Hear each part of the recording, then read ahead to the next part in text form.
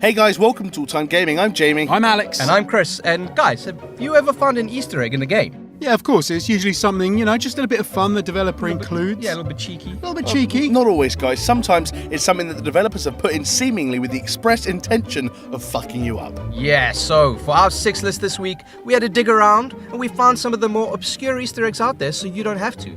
Yes, we're looking at some of the weirdest Easter eggs in gaming.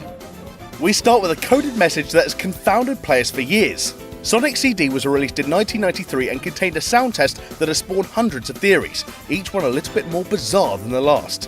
What you have to do is at the title screen press down, down, down, left, right, A. That gives you a debug mode. In the figures, input FM46, PCM12 and DA25 and you're given, well, this.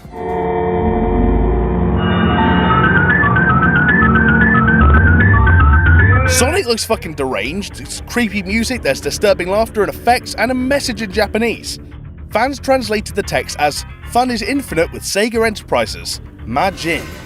Now Majin in Japanese means demon. Is the devil now endorsing Sonic? It would explain the sliding quality level, that's for sure. Yeah. The main point of argument on the internet though seems to be over the name, Majin. Some claim that it's not Majin at all, but Madin, the artist who worked on some of the games. Others have said that Majin is a childhood nickname of the programmer Masato Nishimura. This is backed up apparently by the fact that he snuck his name into Shenmue as well. So it looks like it was a case of the stupid Westerner misreading Japanese and not picking up on a joke. Yeah, Jamie, another dev that loved including little jokes is CD Projekt Red. The Witcher series, for instance, was never afraid of gently poking fun at other franchises and bits of popular culture. From the dead assassin in the hay cart to the frequent mentions of arrows to the knee, to the skeletal remains of a tomb raider down a pit. However, one of the creepiest was borrowed from none other than Doctor Who. It happens when Geralt of Rivia is sent on a quest at a graveyard near the town of Lindenvale. The graveyard itself isn't anything out of the ordinary, a few tombstones and statues here and there, nothing you haven't seen before. Kill the ghoul, loot the tomb, finish the quest. Pretty standard, right? No guys, no. Look again. I could have sworn those statues weren't as close as before. Maybe it was just a trick of my mind. No, well, carry on with your business. Oh, shit, hold on, I forgot something. Oh god, the statues were definitely further away. One last check to see they aren't following me. Oh, fuck, no, fuck this, I'm out of here. Those statues are scary as fuck. What are the angels in The Doctor Who, angels yeah? is horrible. Statues you have to stare at to survive are creepy enough, but when unmoving figures stare back at you, Chris, that is when you enter internet lore. On the surface, Super Mario Galaxy 2 on the Wii should be all about family-friendly fun. Hopping from one galaxy to another in a giant spaceship that looks like your own head. But just wait until you get to Shiverburn Galaxy. Less than a month after the release of the game, an anonymous tip online suggested that if players go to a certain place in the level, enter first person and look up, they'll see a collection of ghostly figures gazing back at them. Shortly afterwards, pictures began appearing online displaying these shadows. Why are they watching? What do they want? Creepypasta suggested that if you gaze too long at them, the game would begin to change. Your Mii would appear bruised and battered, and a dead Mario would appear on screen accompanied by a deadly scream. Just like that. Eventually, after some digging, they were named as Hell Valley Sky Trees. But what are they, Chris? I don't know, Jonesy. Why are they there, Jamie? For fun. Well, nobody knows. And the ever-cagey Nintendo to this day has refused to comment. What is your favourite Mario Easter egg? Why don't you let us know in the comments below?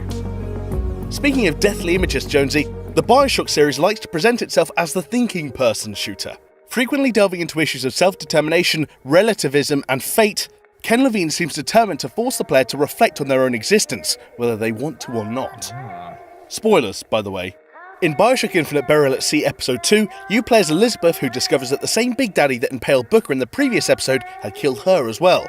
Sensing guilt over the manipulation of Booker and her own death, she is warned by the Lutece twins via flashback not to re-enter Rapture, or risk a quantum collapse of her superposition on herself, leaving her mortal and vulnerable. During that boat journey, take a minute to gaze at the water physics and... Wait, are those fates... Are those bodies? Oh, shit. React, Jonesy! Bodies! Now, there are a few theories over this. Go on. One is that the bodies are previous versions of Elizabeth who have died. which we have seen previous versions of her before, so it could easily be that. Could be. Another one says that the bodies are the victims of the plane that crashed at the beginning of Bioshock 1. Makes sense. Yeah, it would make sense, Chris, considering the location of the lighthouse. Yeah. Regardless of the reason for their appearance, it's a creepy addition that adds more layers of philosophy and story to the already pretty deep narrative. Yeah, well, Jamie, at least those dead people stayed where they belong. In the ground. Yeah, Unlike exactly. zombies. Dead. Yeah, exactly. In Call of Duty Finest Hour, though, they don't just get up, they jam the fuck out. Like me at a disco. Hey! This Easter egg can be found behind a locked door in the underground passage level in the game. When I say locked door, I mean, of course, 5 grenades and spamming the A button. Behind the strongest door in the world is a creepy room designed by the most depressed interior designers in the world.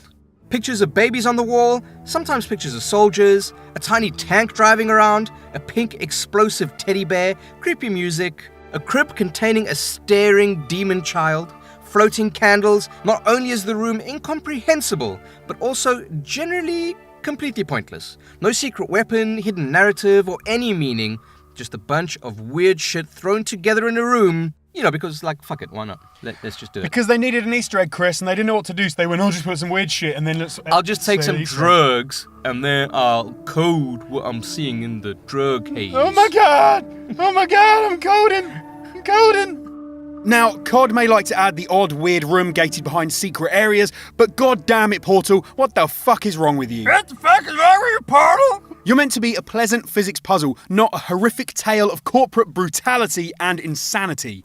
In Portal 2, you spend a large amount of time discovering the history of Aperture Laboratories, in particular the slow descent of Cave Johnson and his long-suffering assistant Caroline. This is in between variously battling GLaDOS and Wheatley's dastardly puzzles and attempting to escape science-based murder. Yet, as fun as this is, there is an incredibly disturbing backstory that intertwines the two. Go on. The evidence is buried deep within the files and not actually included in the game itself. But it was meant to be, it seems. And if you look for it, you'll find a sound file of Caroline protesting that she's about to be forcibly turned into GLaDOS. Mr. Johnson, I don't want this. I don't want this. No, listen to me. Sir, I do not want this. Not Caroline.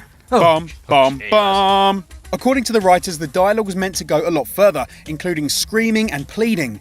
J.K. Simmons reportedly refused to record the lines because they sounded too much like rape. And Ellen McLean, the voice of GLaDOS, and Caroline cried when recording the lines.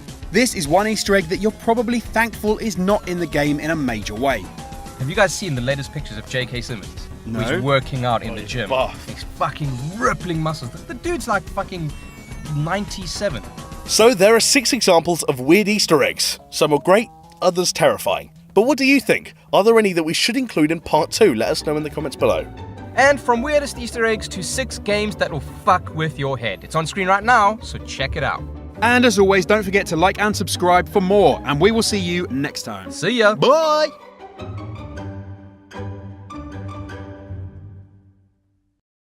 In Trials Evolution, a series of wooden planks are dotted throughout the game with jumbled text on them. Pieced together and decoded, the message revealed an instruction to perform a secret maneuver that unlocks a song. The lyrics asked players to closely examine the song, leading to enterprising gamers employing spectral analysis on the piece. This spectral analysis formed a Morse code, which led to a website deliberately made to lead to more puzzles. The website, in late 2013, began releasing daily scientific images. Each picture was related to a separate scientist renowned for the discovery, whose first name spelled out the alphabet. Once the 26 days were up, a full image dump was dropped, which, when synced with the previous cipher, displayed a message. The message was a code relating to a theoretical end of the universe. Enter the code, big freeze with no complete end, and you were given coordinates and a riddle. San Francisco, Bath in England, Helsinki and Sydney. Why Bath is in there, no one knows. Anyway, at each of these locations a package was buried. Helsinki's box held more clues and a map to another location. The boxes contained keys and a quote. Midday in year 2113, first Saturday in August, 1 of 5 keys will open the box underneath the Eiffel Tower. Not only did this Easter egg journey out of the game and around the world, but we won't even be around to see it completed. That's dedication. That's bullshit. That is bullshit. 2113? That's miles off.